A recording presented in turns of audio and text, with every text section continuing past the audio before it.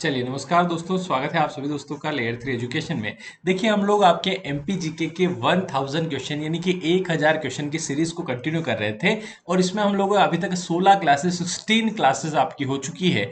आज आपकी class number 17 है दोस्तों। इसमें हम लोग आगे के जो क्वेश्चन है यानी कि 285 क्वेश्चन हम लोगों ने कंप्लीट कर लिए हैं। आज के क्वेश्चन 286 से स्टार्ट है, आगे के क्वेश्चन हम लोग आज कंटिन्यू करेंगे दोस्तों। इसके अलावा दोस्तों बात करें मैथ्स की, तो अगर आप मैथ्स पढ़ना चाहते हैं तो मैथ्स का शानदार पेड कोर्स अवेलेबल है, वो भी 499 में। आप बिल्कुल 1 साल के लिए फीस जमा करके मैथ्स के सारे चैप्टर आप लोग पढ़ सकते हैं। उसके अंदर ये 1000 क्वेश्चन आपके फ्री है दोस्तों। ठीक है, मैथ्स के कोर्स में 1 ईयर की वैलिडिटी मिलती है, 0 to हीरो बैच है, ऑल चैप्टर इंक्लूडेड है, रिकॉर्डेड वीडियो और लाइव सेशन दोनों इसमें आपको मिलते हैं साथियों। ठीक है, अगर ये क्लास आप ज्वाइन करते हैं तो 30 जून से पहले के ज्वाइन करने पर आपको 499 में क्लास अवेलेबल हो जाएगी। इसके अलावा ये जो हम पढ़ रहे हैं इसकी पीडीएफ सभी दोस्तों के लिए फ्री है, आप प्राप्त कर सकते हैं। ठीक है, चलिए। और आपको ये अगर इससे पहले के जैसे अभी 17 क्लासेस हो चुकी है, मान लो आपको 16 क्लासेस चाहिए और ये सारे जो क्वेश्चन है 280 क्वेश्चन अभी तक हो चुके हैं, वो अगर आपको प्राप्त करना है तो आप हमारा ऐप डाउनलोड कर सकते हैं, लेयर 3 एजुकेशन। जैसे ही आप ऐप डाउनलोड करेंगे यहाँ पर आपको पॉपुलर कोर्स में पटवारी वाला कोर्स यहाँ पर आपको दिखाई देगा। आप इसको क्लिक करेंगे तो जैसे ही क्लिक करेंगे यहाँ पर ओवरव्यू और कंटेंट दिखाई देगा। कंटेंट पर आप लोग क्लिक करिएगा, उसमें सारा कंटेंट आपको अवेलेबल हो जाएगा। यहाँ मैथ्स के सारे वीडियो मिल जाएंगे, लेकिन आपको चाहिए एमपीजीके के क्वेश्चंस तो एमपीजीके के वीडियोस आपके लिए फ्री हैं। आप इस पर क्लिक करेंगे तो यहाँ पर कुछ इस तरीके से आपको एमपीजीके क्लास 1, फिर उसकी पीडीएफ, फिर क्लास 2, फिर पीडीएफ, ऐसे करके जो 16 क्लासेस हो चुकी है और उनकी पीडीएफ आपको अवेलेबल हो जाएगी। तो आप जिन दोस्तों को चाहिए, जिन दोस्तों को देखना है, वो बिल्कुल आराम से ये सारी चीजें प्राप्त कर सकते हैं, देख सकते हैं। चलिए शुरुआत करते हैं आज का पहला क्वेश्चन, जो कि क्वेश्चन नंबर 286 है। क्या लिखा हुआ है पढ़िएगा ध्यान से। मध्य प्रदेश का पहला यूनानी चिकित्सा महाविद्यालय कहाँ स्थित है? बुरहानपुर में स्थित है, इंदौर में स्थित है, भोपाल में स्थित है या सागर में स्थित है? बताइएगा क्या आंसर इसका बन जाएगा। जो दोस्त लाइव देख रहे हैं वीडियो को आप लोग लाइक कर सकते हैं। ठीक है, अगर आप यूट्यूब पे देख रहे हैं तो बिल्कुल वीडियो को लाइक और क्लास को शेयर कर सकते हैं। चलिए पहला क्वेश्चन आज का आप लोग सोल्व करिएगा। इसका आंसर क्या हो जाएगा? तो दोस्तों आप लोगों ने आंसर कर दिया होगा, मैं इसका करेक्ट आंसर आप लोगों को बता देता हूं कि पहला जो यूनानी चिकित्सा महाविद्यालय जो ओपन हुआ था वो हुआ था बुरहानपुर में। यानी कि इसका जो करेक्ट आंसर होगा वो आपका हो जाएगा ऑप्शन नंबर ए, यानी कि बुरहानपुर। ठीक है, तो इस तरीके से ये बुरहानपुर आपका ये सागर विश्वविद्यालय के अंतर्गत आता है। ठीक है, चलिए आगे बढ़ते हैं और क्वेश्चन नंबर 287 पर आप लोग नजर डालिएगा। क्या लिखा हुआ है पढ़िएगा ध्यान से, करने की कोशिश करिएगा। लिखा है मध्य प्रदेश का सबसे पुराना संगीत महाविद्यालय माधव संगीत महाविद्यालय कहाँ स्थित है? रायपुर में, इंदौर में, भोपाल में या ग्वालियर में? बताइएगा क्या आंसर हो जाएगा। क्वेश्चन नंबर 287 के 4 ऑप्शन आपके सामने, रायपुर, इंदौर, भोपाल, ग्वालियर। सबसे पुराना संगीत महाविद्यालय जो कि माधव संगीत महाविद्यालय है वो कहाँ स्थित है? रायपुर में, इंदौर में, भोपाल में या ग्वालियर में? तो इसका जो करेक्ट आंसर होगा वो हो जाएगा आपका ऑप्शन नंबर डी। ठीक है, ऑप्शन नंबर डी ग्वालियर इसका बिल्कुल सही हो जाएगा कि सबसे पुराना संगीत महाविद्यालय माधव संगीत महाविद्यालय कहाँ स्थित है? तो ये आपका ग्वालियर में स्थित है दोस्तों। ठीक है, आप इसे बड़ी आसानी से सिंपल तरीके से कर सकते हैं। ठीक है, ग्वालियर में आप लोगों का रूप सिंह स्टेडियम भी स्थित है। ठीक है, इसका क्वेश्चन भी आपके एग्जाम में बनता है, रूप सिंह स्टेडियम। ठीक है, इस तरीके से आगे बढ़ते हैं दोस्तों। यहां पर लिखा हुआ है मध्य प्रदेश का सबसे पुराना संगीत महाविद्यालय ग्वालियर में स्थापित है। इसका शासकीय संगीत महाविद्यालय की स्थापना 1918 में की गई थी। ये सारी डिटेल जो है वो आप लोगों के पास रहेगी। ठीक है, अगर आप ये पीडीएफ प्राप्त कर लेते हैं तो आपको ये 1000 क्वेश्चन बेस्ट तरीके से पूरी डिटेल में आप लोगों को अवेलेबल हो जाएंगे अगर आप लोग ये पीडीएफ प्राप्त करते हैं। ठीक है, तो पीडीएफ कहाँ मिलेगी दोस्तों? तो ये मिलेगी हमारे ऐप लेयर 3 एजुकेशन में। ठीक है, तो आप ऐप डाउनलोड करिएगा, पटवारी वाले कोर्स पे एनरोल करिएगा, वहां पर आपको ये सारे वीडियो, सारी पीडीएफ जो है वो बिल्कुल फ्री अवेलेबल हो जाएगी। क्वेश्चन नंबर 288 पर आप लोग नजर डालिएगा। लिखा हुआ है काठ का सपना किसकी कृति है, यानी कि काठ का सपना एक रचना है, किसकी है, यानी कि गजानन माधव मुक्तिबोध की रचना है, या बालकृष्ण शर्मा जिसे नवीन के उपनाम से जाना जाता है, या पंडित भवानी प्रसाद मिश्र, या हरिशंकर परसाई। बताइएगा क्या आंसर इसका बन जाएगा। सोल्व करिएगा, आंसर लाने की कोशिश करिएगा कि यहां पर आपका इसमें से करेक्ट आंसर, चार ऑप्शन में से करेक्ट आंसर कौन सा बन जाएगा। काठ का सपना किसकी कृति है, ठीक है। तो इसका करेक्ट आंसर मैं आप लोगों को बता देता हूं। इसका correct answer option number A है कि गजानन माधव मुक्तिबोध, है ना, इनकी कृति है काठ का सपना। इसकी इनकी और कृतियां भी हैं। गजानन माधव मुक्तिबोध मध्य प्रदेश के आधुनिक साहित्यकार हैं। उनकी प्रमुख रचनाओं में चांद का मुंह टेढ़ा है, ठीक है, चांद का मुंह टेढ़ा है, ठीक है। आजकल जो चांद सेल्फियां ले रहे हैं उनका मुंह भी टेढ़ा है ना। उसी के तर्ज के आधार पे गजानन माधव मुक्तिबोध जो बिल्कुल आधुनिक साहित्यकार थे, उन्हें पता था कि भविष्य में मोबाइल का आविष्कार होगा, ठीक है। मोबाइल में ली जाएगी सेल्फियां, है ना, सेल्फिया में जो चांद जिसको कहते हैं ना, चांद सा मुखड़ा, है ना, उनका मुंह टेढ़ा होगा, ये इनको पता था, ठीक है। तो आप याद रख सकते हैं गजानन माधव मुक्तिबोध की ये रचना है चांद का मुंह टेढ़ा। बुरी बुरी खाक धूल, एक साहित्य की डायरी, नए साहित्य का सुदर्शात, काठ का सपना, सतह से उठता आदमी, ये आदि इनकी रचनाएं हैं, जिसमें मुख्य है चांद का मुंह टेढ़ा। आप बिल्कुल याद रख सकते हैं गजानन माधव मुक्तिबोध की ये रचना है, ठीक है। आपके चांद का मुंह भी, है ना, टेढ़ा होता होगा जब वो सेल्फी लेते हैं ना, तो एक ऐसा मुंह बनाते हैं, पाउट जिसको बोलते हैं, ठीक है। आगे बढ़ते हैं दोस्तों, क्वेश्चन नंबर 289 पर आप लोग नजर डालिएगा क्या लिखा हुआ है, पढ़िएगा आप लोग ध्यान से। निम्नलिखित में से किस लोक साहित्यकार को बुंदेलखंड का जयदेव कहा जाता है। कौन से लोक साहित्यकार हैं जिनको बुंदेलखंड का जयदेव कहा जाता है। जागनी को कहा जाता है, ईसूरी को कहा जाता है, गाग को कहा जाता है, या इनमें से कोई नहीं। बताइएगा क्या आंसर आप लोगों का बन जाएगा कि कौन से एक लोक साहित्यकार हैं जिनको बुंदेलखंड का जयदेव कहा जाता है, ठीक है। आंसर करने की कोशिश करिएगा। अगर आप लोग यूट्यूब पे देख रहे हैं तो बिल्कुल वीडियो को आप लाइक कर सकते हैं, क्लास को शेयर भी कर सकते हैं। ये जो आपकी क्लास है एमपीजीके के 1000 क्वेश्चन, ये आपको हर एक एग्जाम में बिल्कुल काम आएंगे। जो आपकी एग्जाम आने वाली है वन रक्षक की एग्जाम आपकी नवंबर में आने वाली है। उसके बाद आप बात करें जेल उप निरीक्षक की एग्जाम आपकी आने वाली है ना। बात करें पटवारी की एग्जाम, एमपीएसआई की एग्जाम, या आपकी जेल प्रेरी, बहुत सारी एग्जामें जो है उन सभी में आपका एमपीजीके पूछा जाता है। व्यापम लेवल पे जितनी भी एग्जाम आपकी होती है, पीईबी जो एग्जाम कंडक्ट करवाता है, उसमें एमपीजीके का वेटेज रहता ही रहता है दोस्तों। तो इसका आंसर क्या हो जाएगा, निम्न में से कौन से लोक साहित्यकार को बुंदेलखंड का जयदेव कहा जाता है। तो उसका करेक्ट आंसर मैं आप लोगों को बता देता हूं, ईसूरी को बुंदेलखंड का जयदेव कहा जाता है। यहां पर देखिएगा, किसी भी विषय और भाव भूमि का तत्काल छंदभाग की रचना करने की असाधारण प्रतिभा वाले बुंदेली के महाकवि ईसूरी को बुंदेलखंड का जयदेव कहा जाता है, ठीक है। ये आप याद रखिएगा। क्वेश्चन नंबर 290, कालिदास के किस ग्रंथ में अमरकंटक के सौंदर्य का चित्रण किया गया है। कुमार संभवम, शाकुंतलम, मेघदूतम, या ऋतु संहार। बताइएगा कौन सा ग्रंथ है कालिदास जी का जिसमें अमरकंटक, अमरकंटक बहुत पवित्र जगह है जहां से आपकी नर्मदा नदी निकलती है। नर्मदा, सोन और जोहिला ये नदियां निकलती है अमरकंटक से। अमरकंटक आपके अनूपपुर जिले में स्थित है, ठीक है। तो ये चीज यहां पर बताइएगा। आप लोग से क्वेश्चन पूछा गया है कि कालिदास का जो ग्रंथ है किसमें अमरकंटक के सौंदर्य का चित्रण किया गया है, ठीक है। तो कुमार संभवम, शाकुंतलम, मेघदूतम। तो यहां पर मैं आपको आंसर करेक्ट बता देता हूं। इसका करेक्ट आंसर सी हो जाएगा कि मेघदूतम जो ग्रंथ है उसमें अमरकंटक के सौंदर्य का चित्रण किया गया है, ठीक है। मेघदूतम कब लिखा गया है तो देखना, यहाँ पर संस्कृत साहित्य के महान कवि कालिदास ने अपने खंड काव्य मेघदूत में कुबेर द्वारा निष्कासित अंदर द्वारा गिरी पर्वत से हिमालय पर्वत तक अपनी प्रथम प्रेयसी को प्रणाम संदेश भेजने के लिए मेघ को माध्यम बनाया। यानी कि उन्होंने जो बादल है ना, बादल पर संदेश लिख के भेजा था, है ना। आप जैसे अभी जो संदेश भेजते हैं वो भी बादल पे ही जा रहा है एक तरीके से, इंटरनेट के माध्यम से। आप इधर से संदेश भेजते हैं, उधर से संदेश आ जाता है ना। आप मोबाइल लेके बैठे हैं आपके पिताजी के सामने, है ना, आप मोबाइल चला रहे हैं, अंदर अंदर खुश हो रहे हैं आप, जो आपके चेहरे पे मुस्कुराहट नजर आ रही है वो आपके पिताजी को पता है ना। वो आपके पिताजी समझते हैं कि ये जो खुश हो रहा है ये कौन सा गेम खेल रहा है। आपको लग रहा है आप गेम खेल रहे हो, है ना।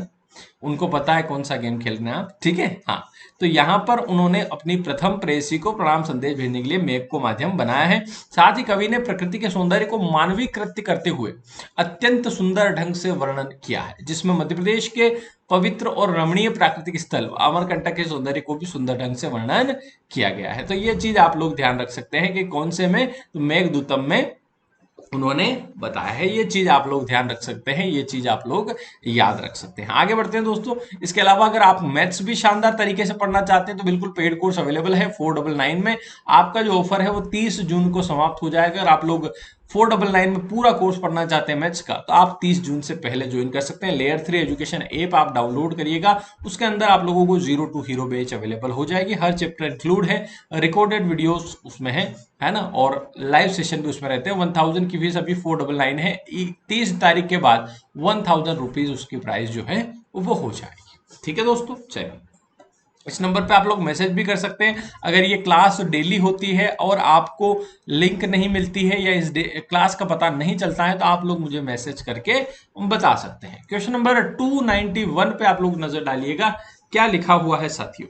ठीक है, चलिए सोल्व करिएगा। मध्य प्रदेश में निम्न में से कौन सी बोली नहीं बोली जाती है? मालवी बोली, बुंदेलखंडी, गोंडी या कोरवी। बताइएगा कौन सी बोली का इस्तेमाल मध्य प्रदेश में नहीं किया जाता। इनमें से 4 ऑप्शन आप लोगों के सामने है, मालवी, बुंदेलखंडी, गोंडी या कोरवी। कौन सी बोली मध्य प्रदेश में बोली नहीं जाती? ठीक है, तो यहां पर आप लोगों को बता दूं कि आपकी जो कोरवी बोली है ये मध्य प्रदेश में बोली नहीं जाती, लेकिन मध्य प्रदेश की प्रमुख बोलियों में मालवी है ना, जो मालवा क्षेत्र में बोली जाती है, बुंदेलखंडी जो बुंदेलखंड में, गोंडी, फिर ढीली, निमाड़ी, बुंदेलखंडी, ब्रज भाषा, कोरकू, ये सारी शामिल है। अर्थात कोरवी जो भाषा है, कोरवी जो बोली है, भाषा नहीं है, कोरवी जो बोली है वो मध्य प्रदेश में बोली नहीं जाती। आगे बढ़ेंगे दोस्तों। क्वेश्चन नंबर 292 देखिएगा, गोल गधेड़ो उत्सव किस जनजाति से संबंधित है? गोल गधेड़ो एक उत्सव है, जो एक उत्सव मनाया जाता है। कौन सी जनजाति के द्वारा ये उत्सव मनाया जाता है? गोंड जनजाति के द्वारा, भील जनजाति के द्वारा, कोरकू जनजाति के द्वारा या कोल जनजाति के द्वारा। बताइएगा यहां पर ये जो गोल गधेड़ो उत्सव मनाया जाता है कौन सी जनजाति से संबंधित है? कौन सी जनजाति? गोंड जनजाति, भील, कोरकू या कोल। बताइएगा कौन सी जनजाति से संबंधित ये गोल गधेड़ो उत्सव है।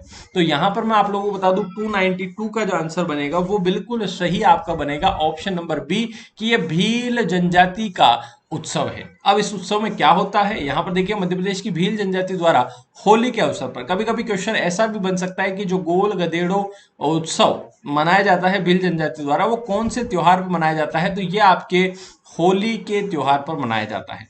ठीक है, भगोरिया पर्व आयोजित किया जाने वाला उत्सव गोल गधेड़ों के नाम से जाना जाता है, जिसमें लड़कियां गोल घेरे में नाचती हैं, उसे तोड़कर लड़का पेड़ पर चढ़ने का प्रयास करता है जबकि लड़कियां उसे रोकती है। ठीक है, तो ये पर्व जो है ये होली के पर्व पे आपका उत्सव मनाया जाता है, गोल गधेड़ो उत्सव। क्वेश्चन नंबर 293 पर आप लोग नजर डालेंगे, क्या लिखा हुआ है पढ़िएगा आप लोग ध्यान से, कि आमिर खां समारोह मनाया जाता है। आमिर खां समारोह कहाँ मनाया जाता है? भोपाल में, इंदौर में, ग्वालियर में या धार में। तो हम लोगों ने देखो और भी समारोह पढ़े थे, जैसे आप लोगों ने पढ़ा था तानसेन समारोह कहाँ आयोजित होता है, तो ये आपका ग्वालियर में आयोजित होता है। इसके अलावा आपने पढ़ा था कि कालिदास समारोह कहाँ आयोजित होता है, तो ये आपका उज्जैन में आयोजित होता है। ठीक है, और भी आपने उस्ताद अलाउद्दीन खां समारोह कहाँ आयोजित होता है, तो ये आपका मेहर में यानी कि सतना में आयोजित होता है। ये सारी चीजें हम लोगों ने पिछले वीडियोज में पढ़ी है। तो आप बताइएगा आमिर खान समारोह, उस्ताद आमिर खान संगीत जो गायक थे है ना, आमिर खान वो नहीं जो आप पीके वाले समझ रहे हो, 3 इडियट वाले समझ रहे हो, ये नहीं है। आमिर खान है ना, आमिर खान नहीं है, आमिर खान है ना, शास्त्रीय संगीतज्ञ है ना, जो संगीत के गायक है ना, उनका समारोह कब कहाँ मनाया जाता है? भोपाल, इंदौर, ग्वालियर, धार। तो 293 जो क्वेश्चन है उसका आंसर मैं बता दूं आपको, ऑप्शन नंबर बी बिल्कुल सही हो जाएगा कि ये समारोह इंदौर में मनाया जाता है। ठीक है, तो इसका जो करेक्ट आंसर बन जाएगा साथियों वो बन जाएगा ऑप्शन नंबर बी, बिल्कुल करेक्ट। आगे बढ़ते हैं, यहाँ पर लिखा हुआ है आमिर खां समारोह इंदौर में मनाया जाता है। उस्ताद आमिर खां भारत के प्रसिद्ध शास्त्रीय संगीत गायक जिनका जन्म 15 अगस्त 1912 को इंदौर के एक संगीत परिवार में हुआ था। उस्ताद आमिर खान हिंदुस्तानी शास्त्रीय संगीत के ऐसे फनकार थे जिन्हें कभी भुलाया नहीं जा सकता। इंदौर घराने के उस्ताद आमिर खान को ख्याल गायन का अजीम और शान शहंशाह माना जाता है। ठीक है, तो बिल्कुल शानदार है। आप यूट्यूब पे सर्च करेंगे आपको मिल जाएंगे, है ना, अगर आप संगीत का शौक रखते हैं, है ना। हालांकि चलिए क्वेश्चन नंबर 294 पे आ जाते हैं। नागा जी का मेला किस जिले में लगता है, बताइएगा। मेले से आपका एक क्वेश्चन बनता ही बनता है। आप मध्य प्रदेश सामान्य ज्ञान की बात करें, एमपी जीके की अगर बात करें, तो मेले का क्वेश्चन आपके एग्जाम में बिल्कुल बनता ही बनता है। ठीक है, तो बताइएगा नागा जी का मेला किस जिले में लगता है, कौन से जिले में यह आयोजित होता है, बताइएगा क्या आंसर इसका बन जाएगा साथियों। तो भिंड, मुरैना, गुना या रीवा। तो यहां पर मैं आप लोगों को बता देता हूं 294 का जो आंसर बन रहा है वो ऑप्शन नंबर बी कि नागा जी का जो मेला है वो आपका मुरैना जिले में लगता है। ठीक है, यहाँ पर देखिए नागा जी का मेला मध्य प्रदेश के मुरैना जिले में लगभग 1 महीने के लिए लगता है। मुगल बादशाह अकबर के समय के संत नागर जी की स्मृति में इस मेले का आयोजन किया जाता है। प्रतिवर्ष लगने वाला यह मेला वर्ष नवंबर दिसंबर महीने में लगता है। पशुओं का मेला भी लगता है। चलिए क्वेश्चन नंबर 295 आप लोग देखिएगा, बहुत अच्छा क्वेश्चन है। देखिएगा, गलत जोड़े को पहचानिएगा। त्योहार और उनके शहर बताइएगा। त्योहार और उनके शहर, जैसे लोकरंग महोत्सव ग्वालियर में मनाया जाता है, इनमें से आपको गलत जोड़े को पहचानना है। ठीक है, कि अखिल भारतीय कालिदास समारोह उज्जैन में, भगोरिया हाट महोत्सव झाबुआ में, खजुराहो महोत्सव खजुराहो में, खजुराहो मंदिर आपके छतरपुर में, है ना, जो यूनेस्को सूची में शामिल है 1989 में, है ना, जो चंदेल शासकों ने बनवाए थे वो 950 से 1050 ईस्वी के बीच, है ना। तो आप लोग बताइए कि इनमें से कौन सा जो जोड़ा है वो गलत है। ठीक है, तो जैसे हम लोगों ने, हमको क्या क्या पता है कि देखो खजुराहो महोत्सव जो है खजुराहो में ही मनाया जाता है, तो ये तो आपका सही है। ठीक, भगोरिया हाट महोत्सव ये भी हमने पढ़ा था, भगोरिया हाट महोत्सव झाबुआ में, है ना, ये भी बिल्कुल सही है। ठीक है, अखिल भारतीय कालिदास समारोह अभी मैंने बताया कि उज्जैन में लगता है, ये तीनों सही है। तो लोक रंग महोत्सव जो बोला जा रहा है कि ग्वालियर में लगता है, ये ग्वालियर में नहीं होता है, ये आपका भोपाल में होता है, शायद देख लेते हैं, है ना। यहाँ लोक रंग महोत्सव ग्वालियर में नहीं बल्कि भोपाल में आयोजित होता है। यह महोत्सव मध्य प्रदेश में आदिवासी लोक कला अकादमी द्वारा प्रतिवर्ष 26 जनवरी से शुरू होता है। 5 दिवसीय इस महोत्सव में लोक नृत्य प्रतिवर्ष 26 जनवरी शुरू होता है, 5 दिवसीय, है ना। प्रदर्शन कला शिल्प आदि की प्रदर्शन की मुख्य आकर्षण इसमें होता है। आगे बढ़ेंगे हम लोग। इसके अलावा मैंने बता दिया मैथ्स अगर पढ़ना है तो आप 499 में पूरा कोर्स पढ़ सकते हैं मैथ्स का, शानदार। ठीक है, और कोई दिक्कत आती है तो आप मेरे इस नंबर पे मैसेज कर सकते हैं एमपीजी के पीडीएफ के लिए, है ना, डेली क्लास के लिए आप मुझे बिल्कुल मैसेज करके हमारे व्हाट्सएप ग्रुप में आप लोग शामिल हो सके। ठीक है, तो यहाँ पर आपको सारी इंफॉर्मेशन अवेलेबल हो जाती है। क्वेश्चन नंबर 296 आप लोग देखिएगा, करने की कोशिश करिएगा, आंसर करिएगा। यहाँ पर इसका आंसर क्या हो जाएगा, ये क्वेश्चन पूछने का मेरा मकसद ये था 296 वाला, बहुत इंपॉर्टेंट क्वेश्चन है कि उस्ताद अलाउद्दीन खां संगीत एवं कला अकादमी किस जिले में स्थित है। ग्वालियर में स्थित है, सतना में स्थित है, जहां मेहर है, सतना के अंदर मेहर एक जगह है जो उस्ताद अलाउद्दीन खां की जन्म स्थली है। ठीक है, मेहर को संगीत राजधानी भी कहा जाता है। ठीक है दोस्तों, चलिए, है ना, और भोपाल, इनमें से कोई नहीं, बताइएगा। तो यहां पर क्या आंसर आपका बन जाएगा। तो दोस्तों यहां पर मैं आप लोगों को बता दूं 296 का जो आंसर है, अगर आप लोग सतना या मेहर लगा रहे हैं तो ये गलत हो जाएगा, क्योंकि यहां पर उस्ताद अलाउद्दीन खां संगीत समारोह जरूर आयोजित होता है, लेकिन कला अकादमी, संगीत और कला अकादमी यहां नहीं है, ये आपका भोपाल में स्थित है। ठीक है, तो एकेडमी कहाँ है, तो एकेडमी भोपाल में, लेकिन जो समारोह आयोजित होता है वो जरूर आपके सतना यानी कि मेहर में आयोजित